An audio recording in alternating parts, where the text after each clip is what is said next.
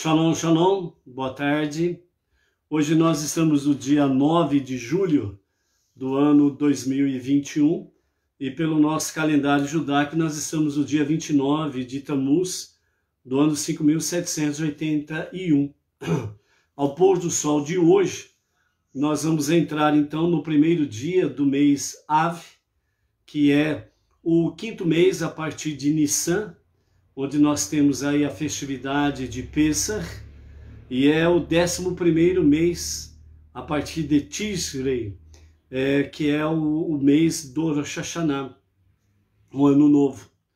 Então, nós estamos aí encerrando o mês de Tammuz, e ao pôr do sol vamos entrar no mês de Av.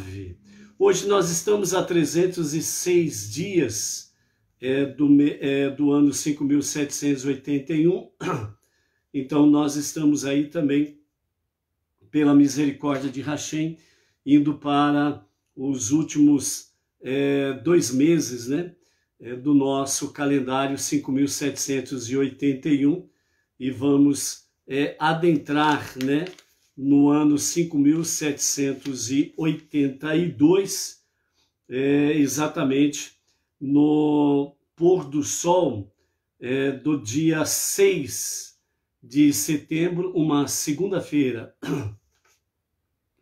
Então, dia 6 de setembro, ao pôr do sol, segunda-feira, nós estaremos entrando no primeiro dia de Tishrei, que é o Rosh Hashanah 5782.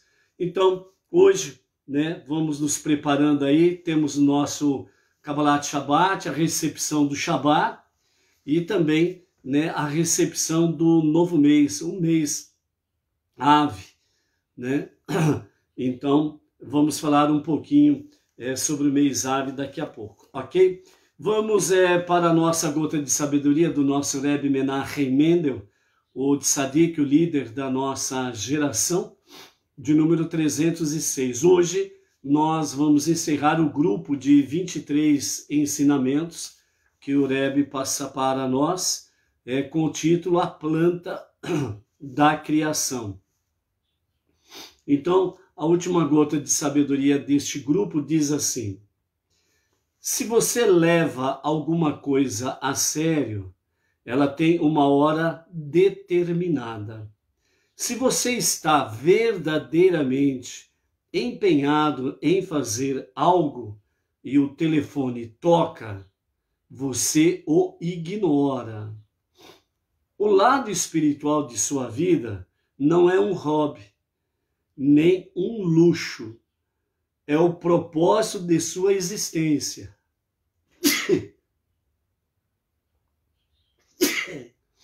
Ai, desculpa. Então, o lado espiritual de sua vida não é um hobby, nem um luxo. É o propósito de sua existência. Quando você está estudando a Torá, meditando ou rezando, nada mais existe. Sua carreira espiritual deveria ter pelo menos a mesma prioridade de sua carreira secular. Com licença.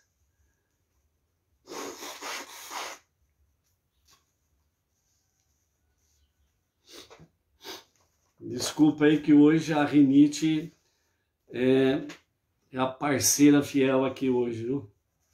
Então, essa gota de sabedoria do nosso Rebbe Menachem Mendel, ele vem falando, né, exatamente assim, ele parte da nossa vida secular, a nossa vida do cotidiano, para trazer-nos para o âmbito espiritual. Então, por isso que ele diz, se você leva alguma coisa a sério e ela tem uma hora determinada, então você tem aquela hora determinada para fazer alguma coisa séria. Você determina, tal horário eu vou fazer tal coisa, e você leva com seriedade aquela questão, e você foca naquilo, e você vive aquele momento.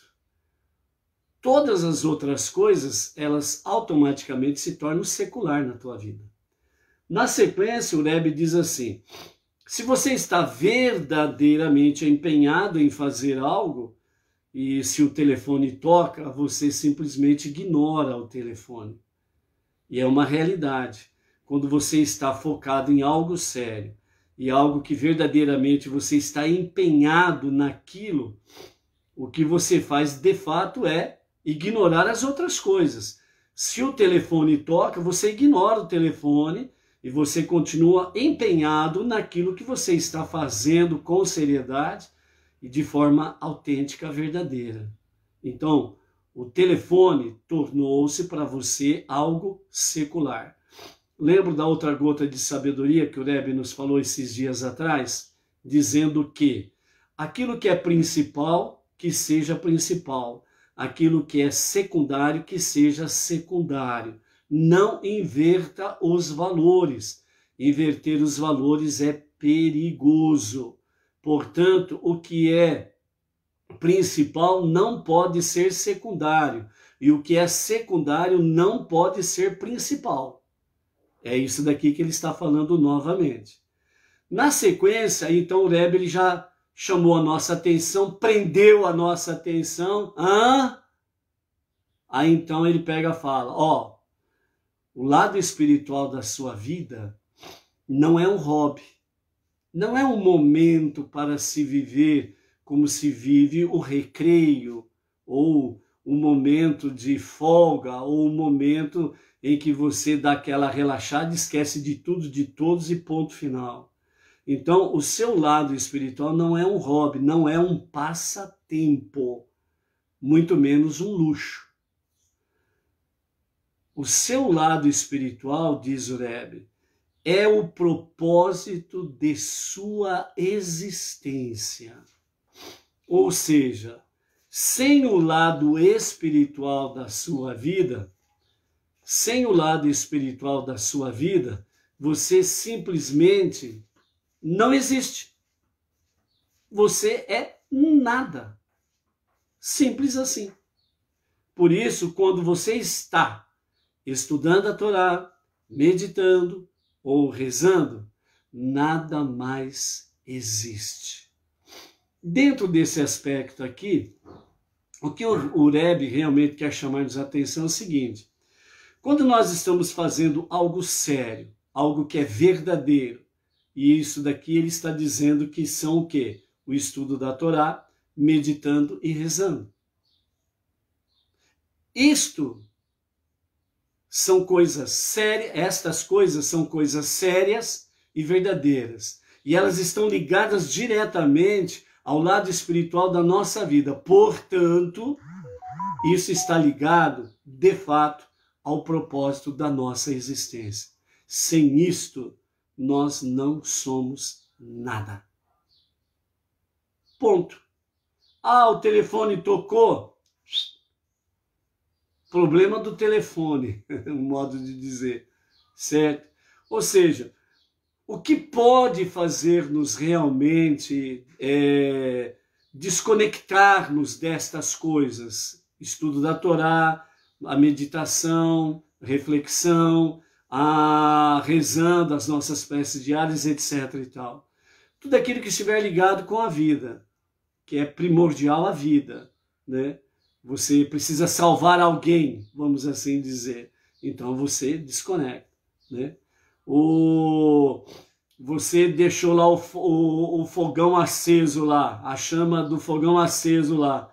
Aí de repente você sente no ar um cheiro de queimado. A água que você pôs para ferver secou e daqui a pouco derrete a panela. Aí você tem que correr lá e desligar e boa, né? São alguns exemplos, obviamente, né?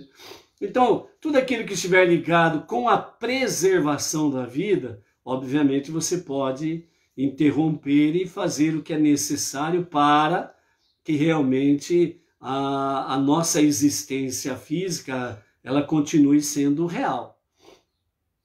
Fora isso daqui, então, como diz, né, o princípio da sabedoria do nosso Rebbe aqui, quando nós, né, fazemos alguma coisa séria, então tem uma hora determinada. Obviamente, quando você determina, estipula um horário X para você se dedicar ao estudo da Torá, meditar, fazer as preces. Então você já tem que se organizar para que nenhum imprevisto possa ocorrer naquele momento que está ao seu alcance, que você pode evitar. Por exemplo, o exemplo que nós demos aqui, né? Então, se você vai fazer essas coisas, então você não vai pôr água para ferver lá no fogão. Deixa para depois, né? Um exemplo. Então, é uma questão de organização, se organizar para poder fazer o que tem que ser feito. Finalizando a gota de sabedoria do nosso Rebbe, ele diz assim: a sua carreira, a sua viagem, a sua jornada, né, espiritual deveria ter pelo menos a mesma prioridade de sua carreira secular.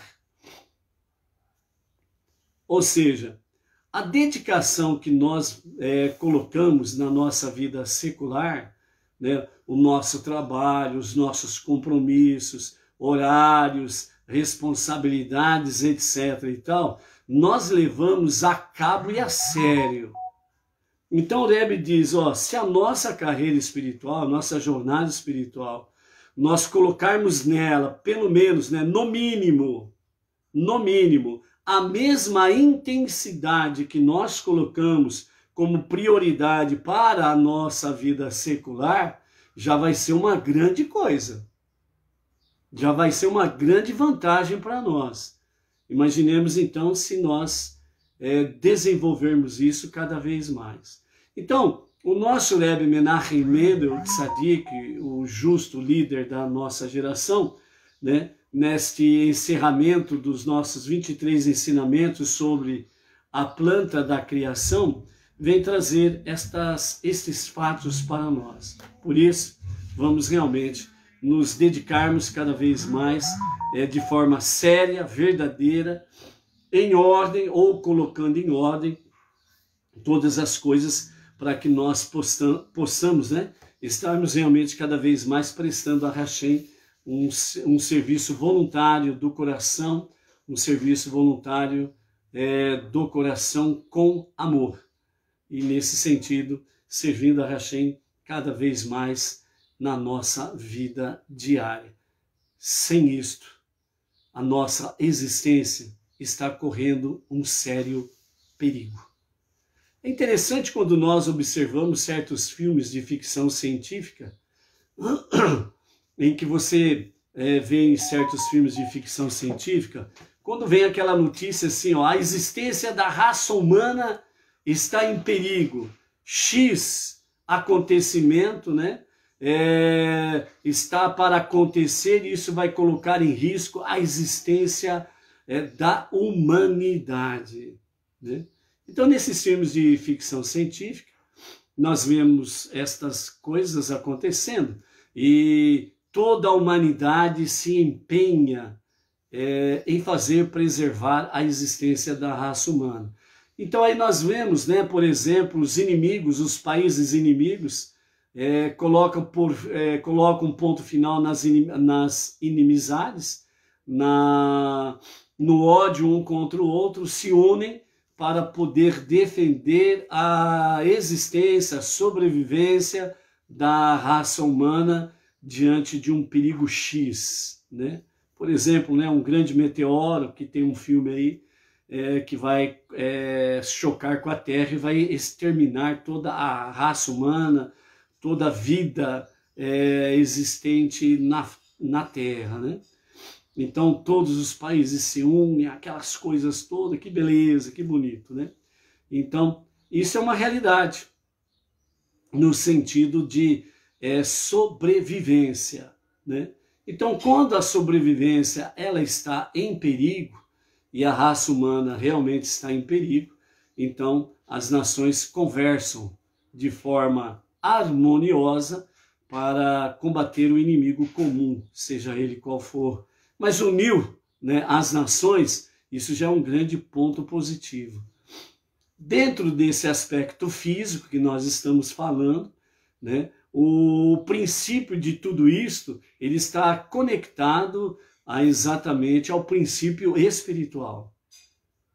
Então, o princípio espiritual é esse que nós temos aqui, é esse que o nosso Rebbe fala conosco nessa gota de sabedoria de hoje. E é isso que a Torá fala para conosco, assim como também as profecias dos demais escritos, né, do Tanar, se referindo exatamente à questão que nós temos aí, né, uma guerra entre o bem e o mal, uma guerra entre luz e escuridão, as trevas, né? Realmente é uma realidade que nós temos aí. Então, de fato, a sobrevivência da raça humana, ela sempre esteve ameaçada por causa da questão espiritual. Então, o mundo físico, ele expressa uma realidade espiritual. O mundo está em grandes conflitos, porque espiritualmente está havendo grandes conflitos. Uma boa parte da raça humana está desconectada com Deus e se conectou com a escuridão, com as trevas. E automaticamente, né, o adversário do ser humano, aquele anjo que é o adversário do ser humano, Hassatan, ele tem os seus demônios a seu serviço e eles acabam ali ajudando essa inimizade, esse ódio entre os seres humanos.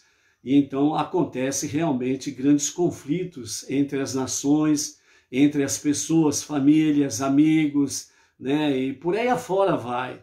É uma realidade. Então a existência ou a sobrevivência da raça humana, ela sempre foi uma realidade. Esse perigo sempre foi real, né? Nós vimos aí, por exemplo, o dilúvio. Nós vimos depois do dilúvio a questão da Torre de Babel, né, o perigo da sobrevivência da raça humana. Nós tivemos aí, no transcorrer da história da humanidade, sem sombra de dúvidas, né, grandes perigos em que se poderia colocar realmente um ponto final na sobrevivência da raça humana. Mas, como realmente aquele que criou todas as coisas, e ele criou o ser humano à sua imagem e semelhança, pontinhos, né, nos finalmente dos perversos, não permitindo com que eles venham progredir nos seus planos ambiciosos de extermínio da raça humana, domínio da raça humana, né? O extermínio da raça humana, os perversos, eles não querem, de fato, o extermínio. O que eles querem é, assim, um controle da população mundial, né, para que eles possam, eles que se acham poderosos, né, eles têm o poder aquisitivo, eles têm o poder político, eles têm o poder judiciário, eles têm o poder, né, que se chama muitas vezes aí o poder dos magnatas, né, os donos do dinheiro, né?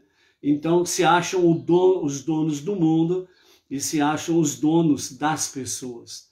Então, como a raça humana tem mais de 7 bilhões de pessoas, então o sistema, o establishment, o globalismo, né, que são estes perversos que estão por aí e que querem realmente controlar a sobrevivência da humanidade, e entre elas são exatamente o domínio, né, sobre o ser humano, o controle da natalidade, e eles querem também o controle da mortalidade, né?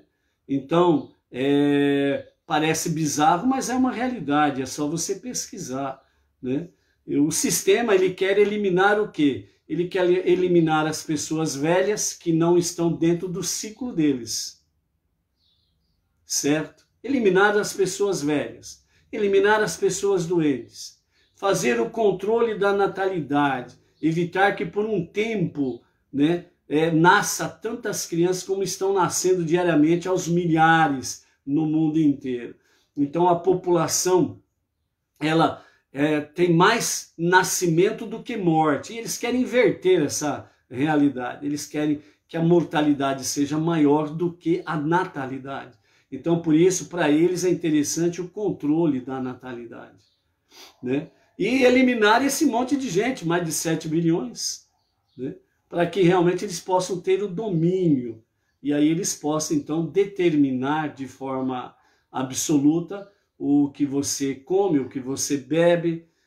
Eles poderão realmente determinar você pode ir até aqui, daqui para frente você não vai, o seu direito de ir e vir é tolhido, né? E dessa forma você fica dentro do espaço que eles determinam. Então nós vimos isso muito em filme de ficção científica, né? Mas é uma realidade que eles, né, o sistema, o globalismo quer fazer. Por isso que eles usam momentos e situações e às vezes criam até momentos e situações, como essa pandemia por aí afora está, né? E já está provado por A mais B, né, que realmente qual é a procedência do bichinho, né? Quem, as pessoas que estão envolvidas nessa história toda, e por aí afora vai, não é verdade? Né? Então, né, a grande, entre aspas, né, o novo bezerro de ouro que está presente aí nos quadrantes da Terra, que é essa medicação aí que estão... a população está doida, desvarida para tomar essa medicação aí que eles estão oferecendo, é o novo bezerro de ouro, né? Então, nós estamos vendo aí que esse é o caminho, né, que os perversos tentam fazer, entre aspas, para a sobrevivência da humanidade. Mas, por outro lado, nós temos aí, de fato, a questão espiritual. E nós estamos vendo aí no nosso livro de Bamidbar, que amanhã nós estaremos encerrando, né, o 4º livro dos 5 livros da Torá, Bamidbar no deserto, né, é o livro de Números, e nós estamos vendo aí as realidades dos fatos nesse âmbito, o mundo físico e o mundo espiritual. E por isso que é importante nós estarmos conectados com as realidades espirituais. Então, quando o Rebbe diz e vem e nos orienta, nos ensina, realmente baseado na Torá, que quando nós estamos aplicados à sobrevivência da humanidade, ela está ligada diretamente à questão espiritual. Por isso, o estudo da Torá, né, a meditação sobre a palavra, as nossas preces diárias, elas são fundamentais. Por isso que, quando nós estamos conectados com estas coisas, nós estamos conectados diretamente com Deus. Então, as outras coisas se tornam seculares, sem importância, porque a sobrevivência da raça humana e do próprio universo depende destas coisas. Simplesmente assim. Pelas Escrituras, nós temos a tranquilidade de vermos aí que o perverso ele não vai prevalecer, ele não vai ser vitorioso, os perversos não conseguirão o controle da natalidade, não terão o controle da mortalidade da forma que eles querem, certo? Por quê? Porque o dono da vida, o dom da vida, está com o Criador. Por isso que está escrito pelo profeta, ele dá a vida e ele tira a vida. E qualquer ser humano que toca na vida do próximo, ele tem o tribunal celestial onde o julga ao rigor da lei da Torá, da lei espiritual. E nessa ele não escapa, mas não escapa mesmo, certo? Então, a nossa existência, ela está ligada no mundo espiritual. Então, por isso que nós não precisamos, né, não podemos permitir, melhor dizendo, de sermos dominados pelo medo, pelo pavor, que o sistema quer trazer sobre nós. O domínio que eles querem ter sobre nós e sobre a raça humana. Nós não podemos permitir com que o terror, o pavor, o medo, as ameaças que eles fazem venham nos dominar. E dessa forma nós vamos ficar o quê? Nós vamos ficar acuados, acovardados, vamos ficar trancafiados nas nossas prisões, e nós não estaremos cumprindo a missão que Deus confiou a cada um de nós. É por isso que eles lutam, eles brigam e eles estão desesperados para que a raça humana perca definitivamente a consciência divina, a consciência de Deus e a consciência da família. Porque enquanto estas duas coisas forem realidades na vida humana, então as pessoas elas estarão realmente dentro do temor a Deus e, portanto, estarão fazendo aquilo que é justo, correto. E à medida que faz aquilo que é justo e correto, traz luz. Traz a luz da presença de Deus, a Shekhinah.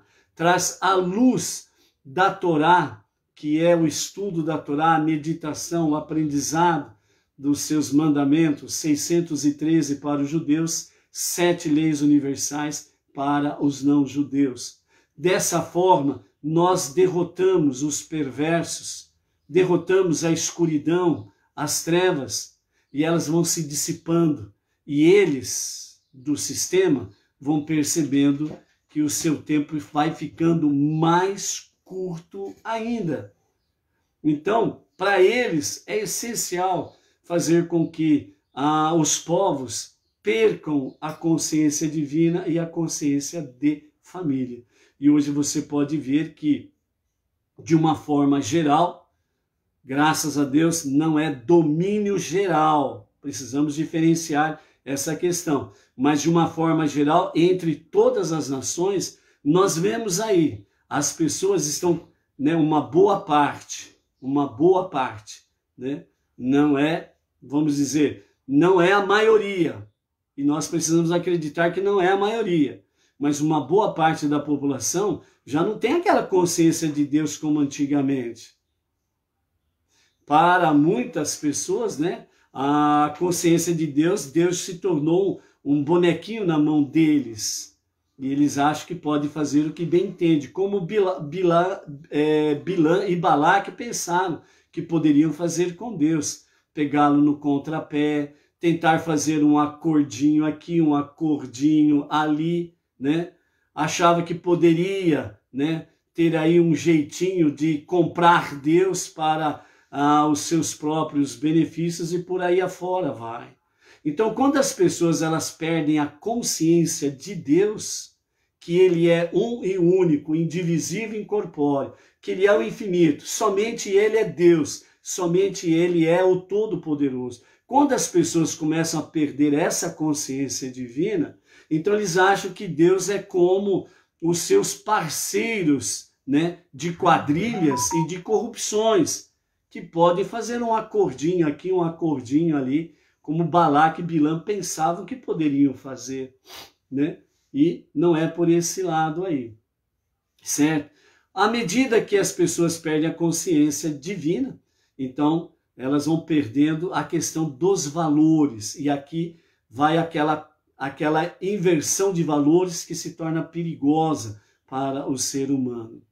E aí, perdendo a consciência divina, para perder a consciência de família, é um passo mais rápido ainda. Por isso que você vê, infelizmente, entre aspas, famílias, de formas bem deturpadas da realidade bíblica, daquilo que Deus estipulou, Homem, mulher, procriando para ter filhos, E hoje você vê que a visão de família bíblica está muito deturpada entre as nações. Então, o perigo da sobrevivência da raça humana, ela sempre foi uma realidade. Mas não aconteceu finalmente por quê? Porque houve pessoas, grupos de pessoas, principalmente desde o momento mais essencial, a partir do Egito, o povo israelita, essa existência desde os dias de Adão, desde o dia de Sete, desde o dia de Enoque, desde os dias de Noé, desde o dia de Avraham, de Isaac e Jacob, mais as matriarcas, e até aqui sempre houve pessoas, grupos e essencialmente o povo judeu, sempre dentro da Torá de Hashem, sempre dentro da vontade de Deus.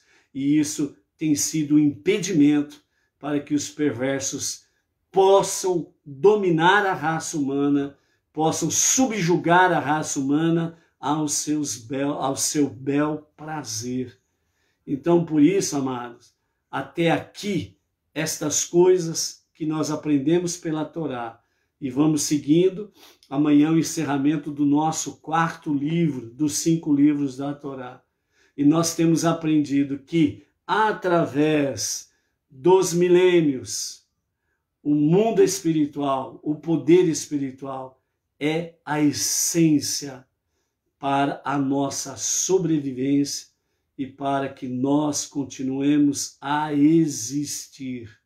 Então, por isso, realmente, os perversos não podem e não conseguem e não conseguiram, não conseguem, não conseguirão fazer com que os seus planos venham plenamente estar em atividade. Sempre terá um momento em que haverá uma vírgula em que os colocará por terra.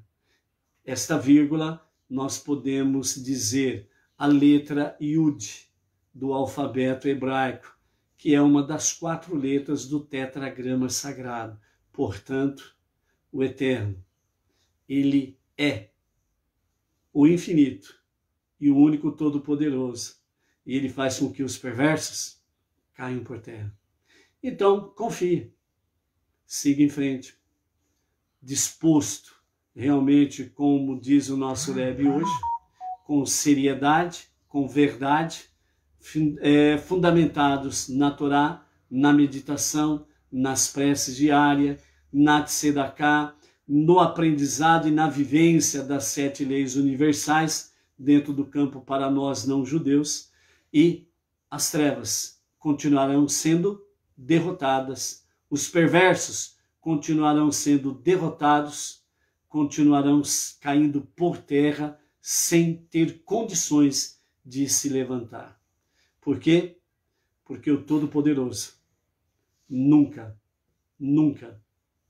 foi vencido. E não tem nada e ninguém que possa ser comparado a ele. Os seus propósitos continuam. E o grande propósito de Deus é fazer com que este mundo seja a sua casa, onde ele possa estar com os seus. Por isso, o povo judeu, o filho primogênito de Deus, o povo escolhido de Deus, e nós, os irmãos mais novos, não judeus entre as nações, estamos aí imbuídos no mesmo objetivo: preparar o mundo para a revelação do justo e verdadeiro Mashiach e para que o mundo seja transformado no lar de Deus. Então, por isso, amados, quando nós estamos aqui encerrando o nosso 4º livro, e nós temos aí essas 2 parashiot, essas 2 porções, Matot, tribos, onde vimos aí sobre a questão das viagens, Masei, que literalmente significa viagens. Então, quando nós temos Matot, Masei, as 2 porções sempre juntas, falando sobre as tribos, falando sobre as viagens, mostrando sempre a partir do Egito, a contagem das viagens, 42 viagens, E nessa forma os sábios mostram para nós que nós sempre estamos saindo do Egito. É uma viagem constante, saindo do Egito. Porque a palavra Egito no hebraico é Mitzrayim, que significa limites, fronteiras, Então nós sempre estamos nessa fronteira, seguindo em frente. Um passo atrás, você está de volta dentro do Egito. Ou seja, de volta dentro do mundo pagão, idólatra, perverso, com as suas baixas dimensões de ética, moral e por aí afora vai, que não tem nenhuma ali, certo? Então, por isso, Mitzrayim, estamos constantemente saindo do Egito, a partir do Egito, significa que nós temos que continuar a nossa viagem em frente, né, até chegarmos ao objetivo, que é a revelação do justo Mashiach para a redenção final. E a partir desse momento é total preparação para o Olam Rabá, o mundo vindouro, a vida eterna, onde literalmente o mundo será plenamente, perfeitamente transformado na casa de Deus, no lar de Deus, certo? Então, por isso, Mitzrayim, limites, fronteiras. Um passo atrás é voltar para dentro do Egito. Um passo à frente é você buscando o alvo, o objetivo da nossa missão suprema. Por isso, não vamos dar nenhum passo atrás. Vamos para frente. Por isso, seja forte, seja luz, seja, no bom sentido, teimoso. Eu vou andar para frente. Teimoso, vou dar mais um passo à frente. Um bom teimoso, eu falhei, não tem problema. Ele me sustenta. Vou continuar em frente. Vou me aperfeiçoar. E assim, num bom teimoso, você segue em frente, em direção ao alvo soberano que Deus confiou a cada um de nós. Ok? Baruch Hashem, né? Então, nós estamos aí com a Adriana Kamenzek, né? A Marli Stael, nós temos aí também o José Hélio Tavares, o Luiz Ribeiro, quem mais que está aí conosco? A Edina Silva, Bauru, a nossa região, a Cibele, né? A Cibele, que é de Lisboa, Portugal. Luiz Ribeiro falamos. Ok? Mais alguém aí? Dá um shalom aí para a gente ver quem mais está aí. A Malu, do Distrito Federal, né? A Maria Lúcia, do Distrito Federal, e a Maria Luísa, né? De Palmas, Tocantins, né? Temos duas Malu aí na nossa live. Baruch Hashem, né? O Paulo Xavier e Renata Xavier, né? Também aqui de Pirajuí. A Inês Martins, shalom, shalom, né? Desde já, uma boa preparação para o Shabat e uma boa preparação para a entrada do novo mês, o mês de Av, né? Hoje nós vamos falar apenas uma introdução do mês Av e amanhã nós estaremos completando algumas coisas bem interessantes sobre o mês Av, ok? Então, ao pôr do sol de hoje, nós vamos entrar no primeiro dia do mês Av. É o quinto dia a partir de Nissan, onde nós temos o Pesach, e é o 11º mês a partir de Tishrei, que é o Rosh Hashanah, né? Então, por isso temos aí essa colocação sobre cada mês judaico. A partir de Nissan, Pesach, o calendário, vamos dizer, a partir de Pesach, Nissan é o calendário religioso, né, sacerdotal, e a partir de Tishrei, o ano novo, é o Rosh Hashanah, então é o calendário civil, nesse sentido aí, ok? Então o mês, o nome Av, né, literalmente significa pai, e é derivado do radical que significa querer ou desejar. É o mês do ponto baixo do nosso calendário, né? O dia 9 de Av é o dia do pecado dos espiões, né? Que trouxe aí uma grande rebelião para com o povo judeu, que se rebelaram contra Moshe, Arão e Deus, e blasfemaram contra a terra prometida. E aí tiveram que ficar mais 38 anos pelo deserto. E também é a destruição, né?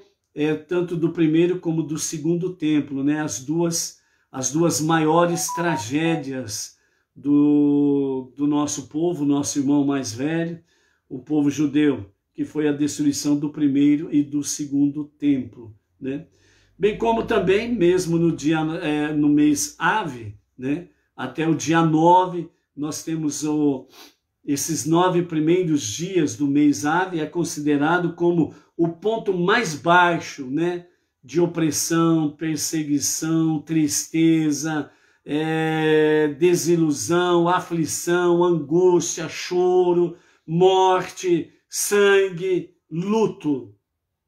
Então, até o dia 9, nós temos essa realidade. Desde o dia 17 de Tammuz até o dia 9 de Av, são 3 semanas nesse baixo astral, como se diz por aí, né?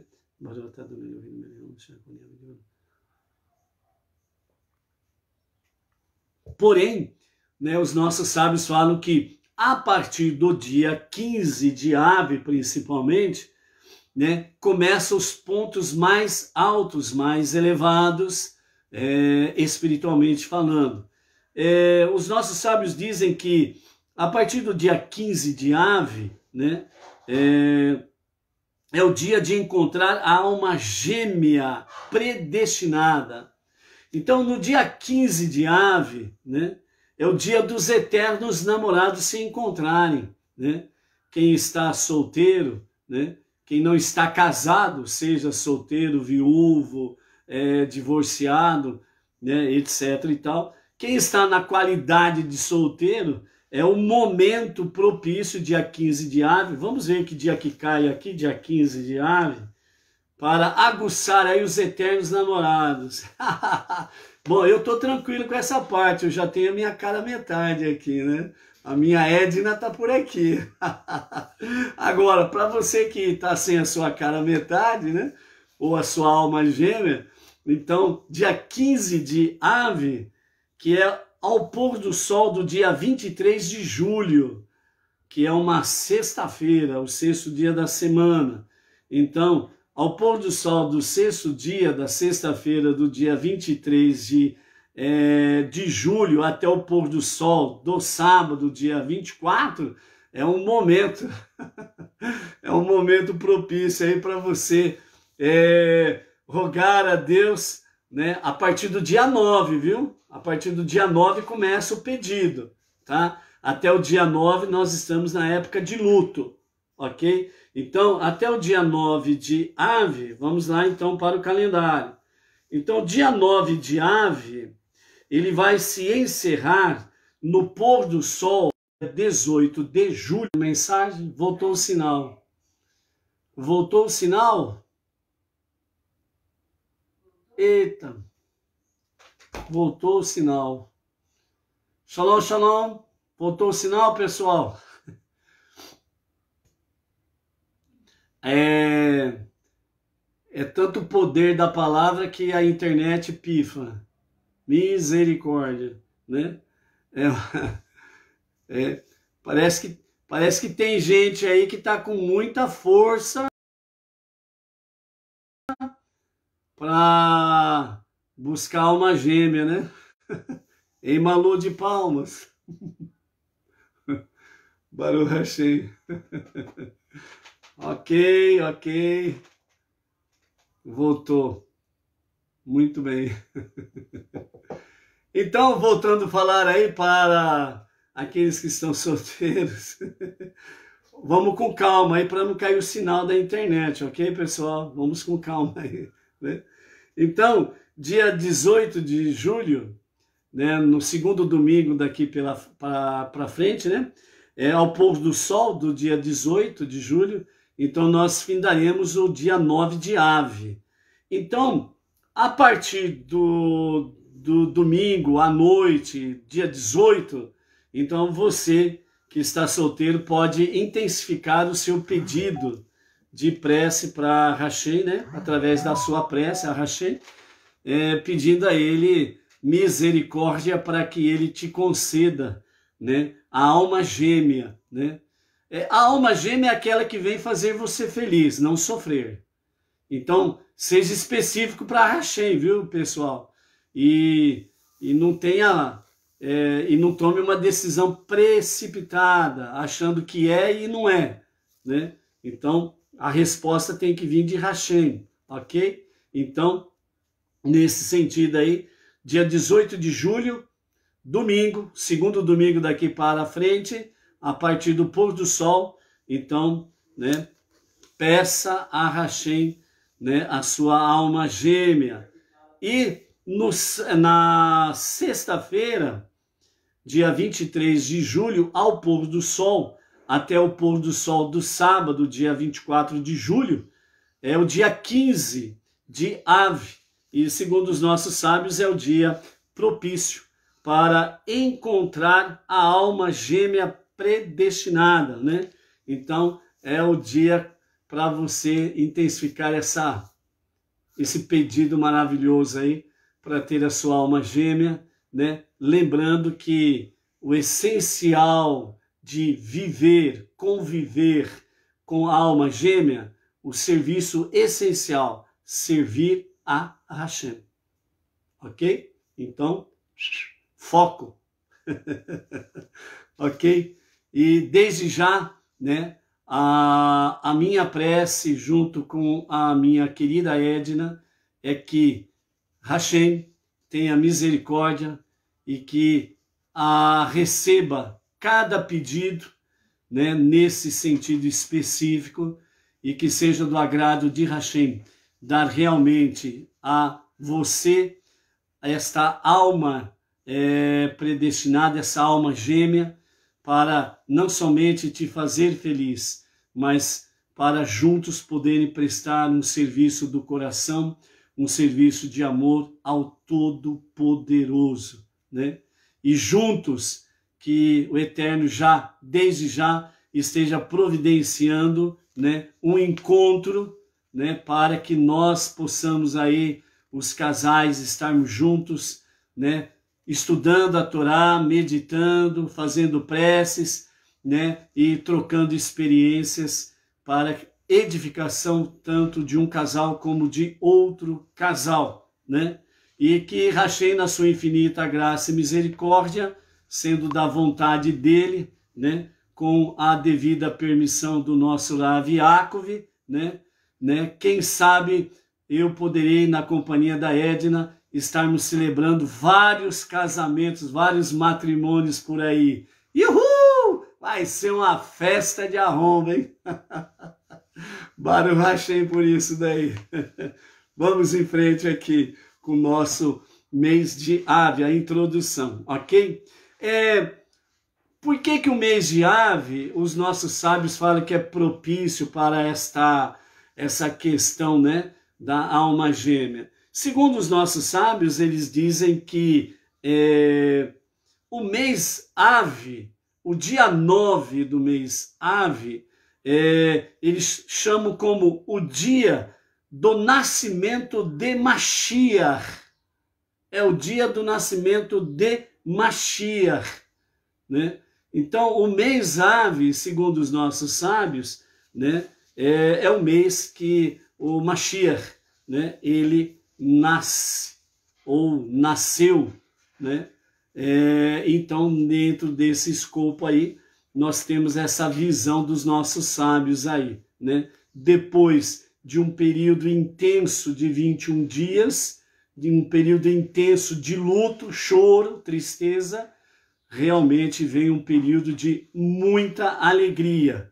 E a questão do dia 15 de Ave ser propício para o encontro, né, da alma predestinada, da alma gêmea, e também nossos sábios trazendo sobre a questão, né, o dia do nascimento de Mashiach, no dia 9 de Ave, o ano ninguém sabe, ok? Ninguém está dizendo aqui, né, data, dia, hora, ano, etc e tal. Nós estamos falando de um dia, mas não estamos falando de ano, para ninguém depois dizer aí que nós estamos dentro do grupo dos falsos profetas.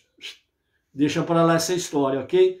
Então, nesse dia, né, segundo os nossos sábios, saindo de uma intensa tristeza, adentrando numa intensa alegria. Por isso que a Torá, os salmistas, eles falam, né, que o choro pode durar uma noite, mas a alegria vem pela manhã, né? Então, nesse sentido, significa depois da escuridão, depois da noite de luto, de choro, de tristeza, vem então o raio de luz, trazendo exatamente uma grande alegria, né? Então, a combinação destas coisas, né? Então, por isso, os sábios dizem que a alma de Mashiach, ela tem esse grande poder trazer realmente a união das almas gêmeas, né? Neste mês de Av, essencialmente no dia 15 de Av.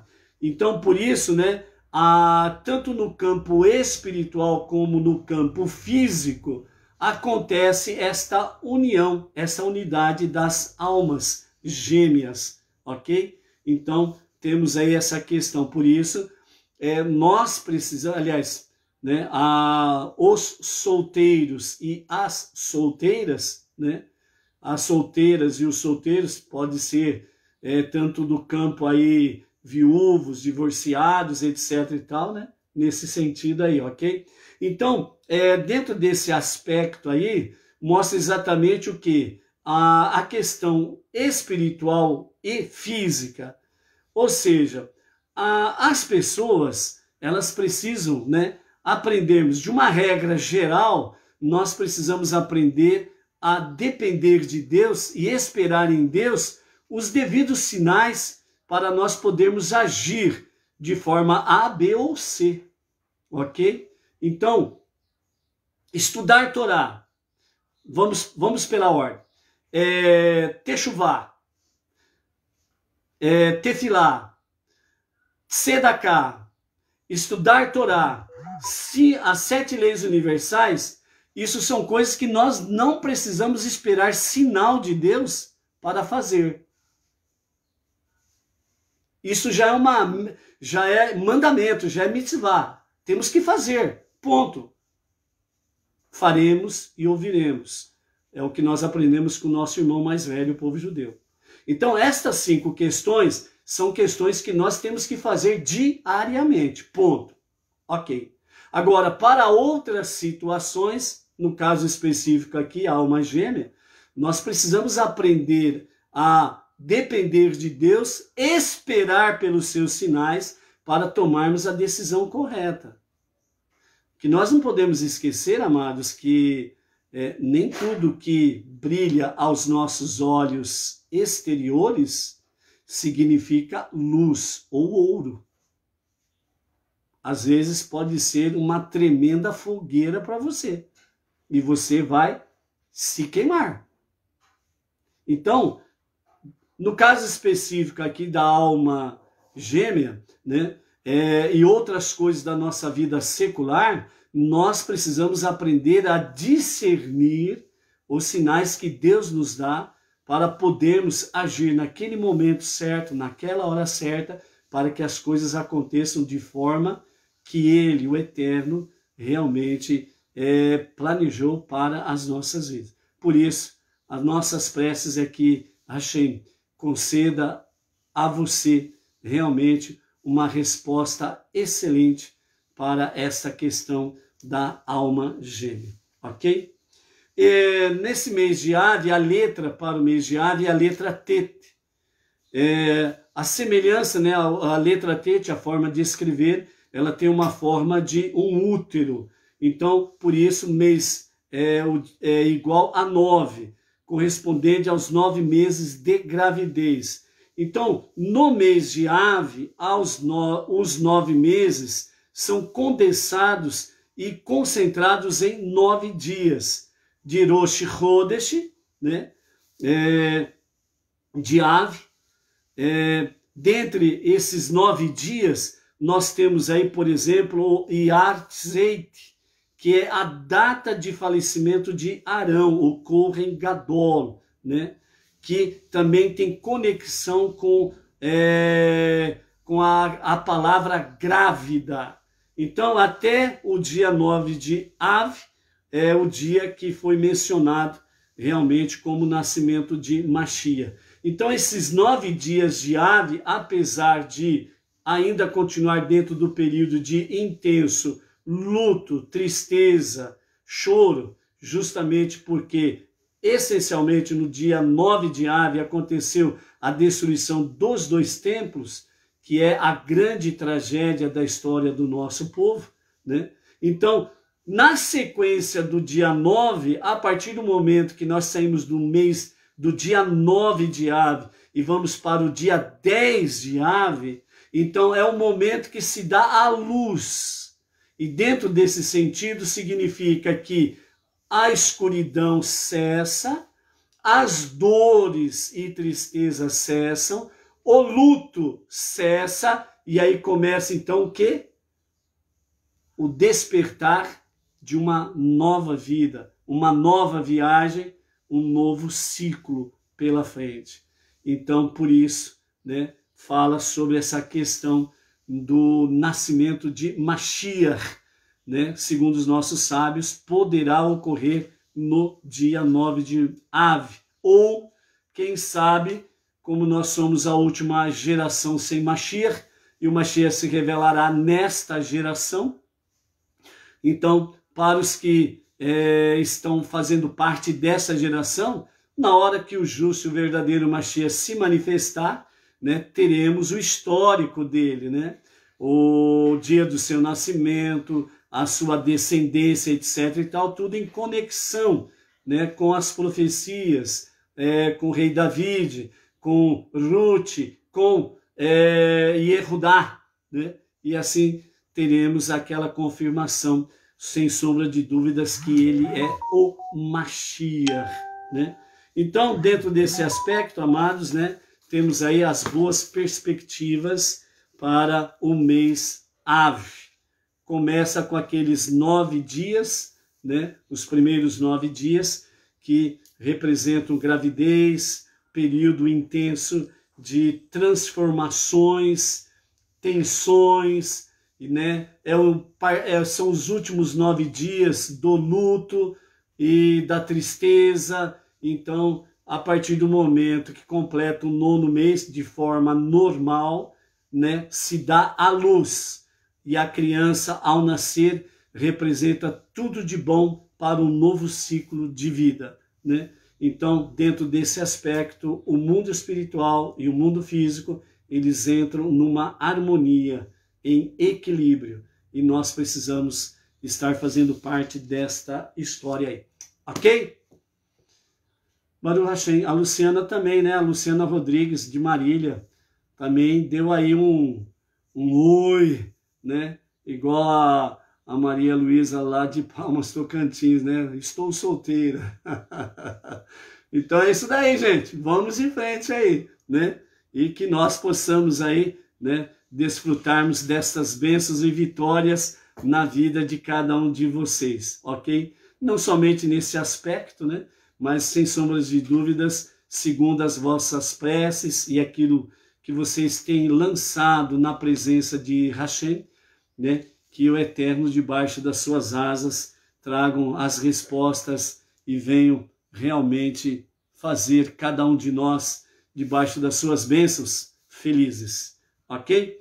Vamos então para a nossa sexta leitura, que está no capítulo 34, né, de Números, Bamidbar, e vamos, a partir do versículo 16, vamos até o capítulo 35 e o verso 8, que diz assim: os líderes tribais apontados para dividir a terra. Deus falou a Moshe dizendo: esses são os nomes dos homens que dividirão como herança a terra para vocês. Elazar, o sacerdote, e Yehoshua, filho de Nun. Vocês tomarão um líder de cada tribo, um líder adquirirá a terra por vocês. Esses são os nomes dos homens que assim o farão nessa divisão de terras. Pela tribo de Yehudá, Caleb, filho de Yefuné. Pela tribo dos descendentes de Shimon, Shemuel, filho de Amihud. Pela tribo de Beniamim, Elidade, filho de Quislon. O líder da tribo dos descendentes de Dan é Buki, o filho de Iogli. Pelos descendentes de Iosef, o líder da tribo dos descendentes de Menashe, lembrando apenas, né, que Yaakov, né, ele divide a tribo de José em 2 tribos, a de Menashe e de Efraim. Então, os descendentes de Iosef O líder da tribo dos descendentes de Menaxê é Ramiel, o filho de Efod. O líder da tribo dos descendentes de Efraim é Quemuel, o filho de Shiftan. O líder da tribo dos descendentes de Zebulon é Elitsafan, o filho de Parnar. O líder da tribo dos descendentes de Isahar é Poltiel, o filho de Azan. O líder da tribo dos descendentes de Asher é Ahihud, o filho de Shelomi. O líder da tribo dos descendentes de Naphtali é Pedahel, o filho de Amihud. Esses são aqueles que Deus ordenou repartir a herança da terra de Canaã para os filhos de Israel. A partir do capítulo 35, vamos agora até o verso 8, cidades para os levitas. Deus falou a Moshe nas planícies de Moabe, ao longo do Jordão, perto de Jericó, dizendo: ordene aos filhos de Israel, eles deverão dar de suas propriedades de terra herdadas, cidade para os levitas viverem. Vocês deverão dar aos levitas espaços abertos, não cultivados ao redor da cidade, para realçar sua beleza. As cidades serão deles para viverem, e os espaços abertos serão para o gado deles, a propriedade deles e para todas as suas necessidades. Epa. Aqui.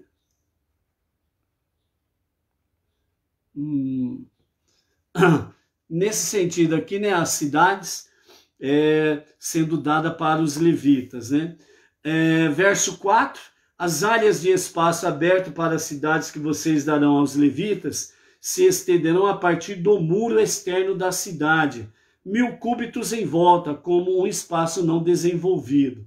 Vocês medirão desde fora da cidade 2000 cúbitos ao lado leste, 2000 cúbitos ao lado sul, 2000 cúbitos ao lado oeste e 2000 cúbitos no lado norte, com a cidade no meio.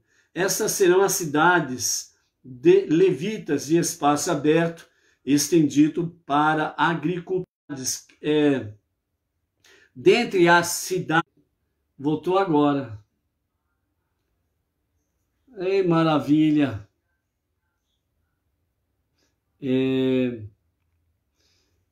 Sinal da internet que cai é um bom teste para a paciência. Concorda comigo? Então vamos lá. Nós estamos no capítulo 35, verso 6. Dentre as cidades que vocês darão aos levitas, 6 serão cidades de refúgio, que vocês designarão como lugares para onde um assassino pode se refugiar. Além disso, vocês providenciarão 42 cidades. Assim, o número total de cidades que vocês darão aos levitas serão de 48 cidades, juntamente com seus espaços abertos.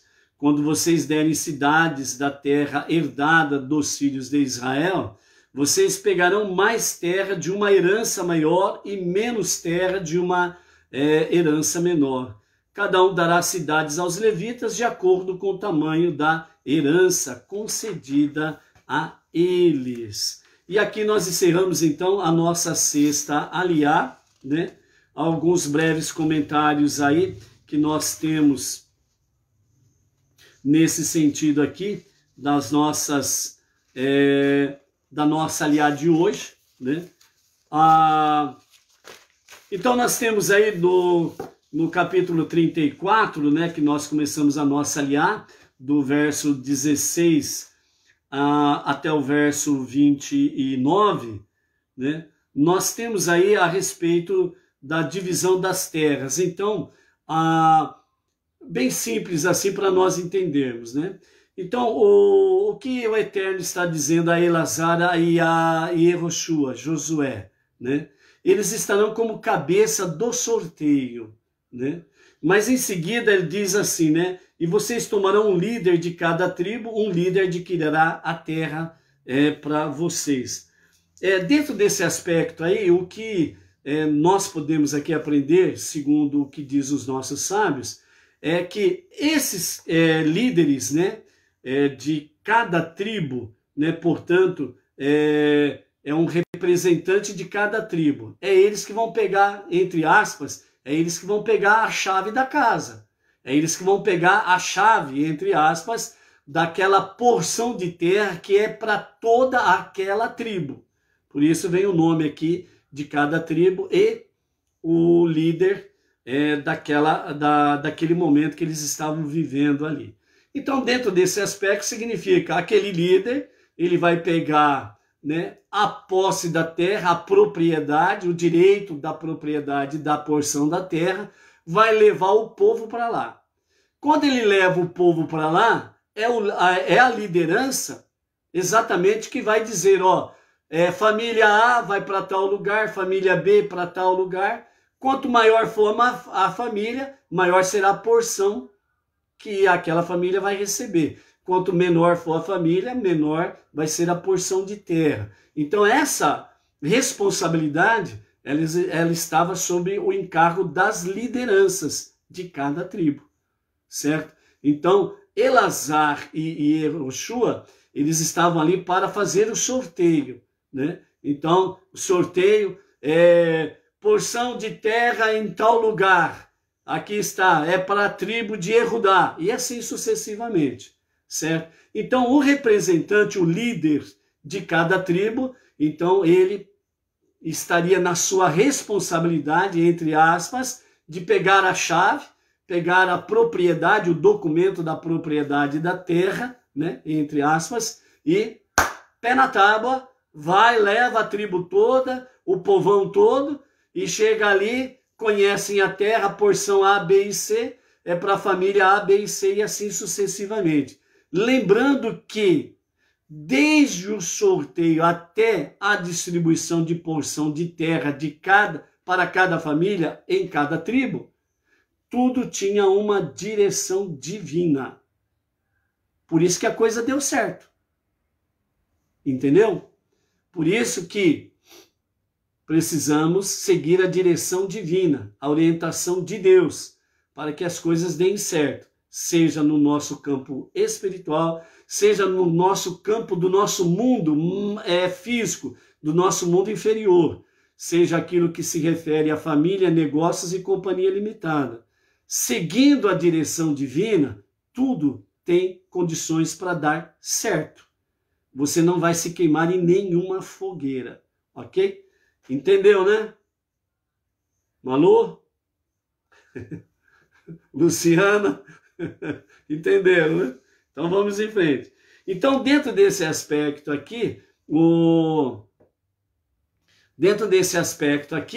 então os nossos sábios falam para nós que dois tipos de lideranças nós encontramos nessa ação. A liderança dos representantes comunitários e a liderança que era designada por Deus. Portanto, a liderança comunitária, que é representada pelos líderes de cada tribo, ok? E os líderes designados por Deus, que estão sendo representados aqui especificamente por Elazar e Yehoshua, como Moshe e Arão. São líderes designados por Deus, escolhidos por Deus. Então, dentro do campo de lideranças, nós temos essas duas questões, esses dois tipos de níveis de liderança. Há os líderes comunitários, que é aqueles que estão envolvidos com a distribuição da terra, família A, B e C, certo? Então, essa liderança comunitária, né, a prioridade dela qual que é? É a prioridade da comunidade, ou seja, os líderes comunitários, a preocupação, responsabilidade, o zelo deles é dentro de um nível de coletivo. Ok? Dentro do nível espiritual, os líderes designados por Deus, além de ver a questão coletiva, estão mais voltados ainda para a questão individual, a necessidade do fulano X, a necessidade da família X, e assim sucessivamente. Por isso que as lideranças espirituais, elas são procuradas sempre de uma forma particular, geralmente, porque a pessoa, ela quer conversar no particular sobre determinadas questões e preocupações e assim sucessivamente. Então vai buscar na liderança espiritual, liderança escolhida por Deus, para poder ter uma orientação divina, o que fazer, né, e como fazer, ok? Então essas são as duas lideranças.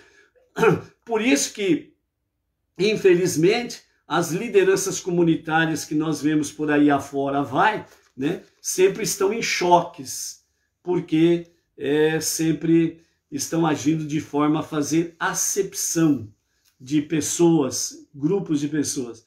E a liderança comunitária, ela tem que ver o coletivo, o geral, o que é bom para a comunidade. Por isso que chama líder comunitário, certo?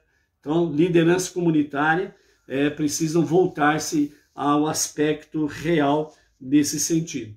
E dentro desse sentido, aí a liderança comunitária, ao receber as chaves, né, o documento de propriedade, então ele está agindo de uma forma como um curador, né? Então ele é o curador da família, ele é o curador realmente responsável pela coletividade, ok? Malu, do Distrito Federal. Não, Malu, é a Maria Luísa, a Malu lá de Palmas, Tocantins, que falou que vai pedir para a Rachim a alma gêmea para ela, né? Então, foi nesse sentido que nós falamos aí, ok, Malu? A outra coisa aqui para nós findarmos, né, a nossa live de hoje, onde nós temos aí a ligação sobre as cidades para os levitas, né? Então, as cidades para os levitas, nós temos aí 48 cidades, ok? 48 cidades, todas elas são cidades de refúgio, as 48 cidades. Mas das 48, aqui Deus fala para que sejam separados 6 cidades realmente de refúgio para os assassinos que estão aguardando julgamento pelo assassinato que está em questão, se houve ou não realmente a questão do dolo, né? A questão, os assassinos que mataram alguém voluntariamente, mataram por matar, porque quiseram matar. Então esses assassinos deliberados, eles tinham essas 6 cidades para refúgio. As outras 42 cidades dos levitas também eram cidades de refúgio. Só que estas 42 cidades estavam ligadas diretamente àquilo que nós conhecemos nos dias atuais quando se chama de homicídio culposo. Ou seja, a pessoa matou alguém involuntariamente. Por exemplo, um acidente de trânsito, né? A pessoa, ela atropelou alguém ou causou um acidente e a pessoa que estava no outro veículo veio a falecer. Então a pessoa, ela é enquadrada como homicídio culposo, né? Matou alguém involuntariamente, né? Então as 42 cidades eram para esses tipos de assassinos que também estavam aguardando julgamentos, certo? Algumas diferenças aqui dentro das 6 cidades e das 42 cidades. As 6 cidades são para os homicídios dolosos, aqueles que praticaram o assassinato voluntariamente. Enquanto não vem o juiz, a sentença final, eles ficam nessas 6 cidades. Assim como também nas 42 cidades, os homicidas culposos que matou alguém involuntariamente, que estão aguardando o julgamento final, também estão ali nas cidades de refúgio. Nos dois grupos, enquanto eles estão dentro das cidades, os familiares das vítimas não podem vingar os seus mortos, ok? Se porventura, né, algum desses assassinos resolve sair da cidade e ir para outro lugar, então a partir do momento que eles saem da cidade de refúgio, aí a família da vítima, ela tem o direito de vingar a morte do seu ente querido. Então, se alguém da família encontra o assassino fora da cidade e o mata, ele não vai a juízo. Ele vingou a morte do seu parente. Ponto. Por que os assassinos vão para as cidades de refúgio? Né? Ou vamos dizer, as 6 cidades estão ali os assassinos voluntariosos, né? Mataram porque quiseram. Eles quiseram matar alguém, quiseram assassinar alguém. Então eles estão nas 6 cidades de refúgio. Separado deles, dos assassinos dolosos, tem as 42 cidades para os homicidas culposos. Matou alguém involuntariamente.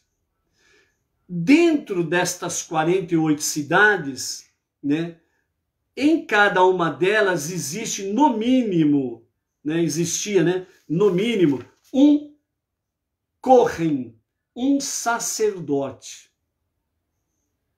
E estes, né, assassinos que foram para as cidades de refúgio, eles tinham por dever estar realmente sendo a sombra do sacerdote.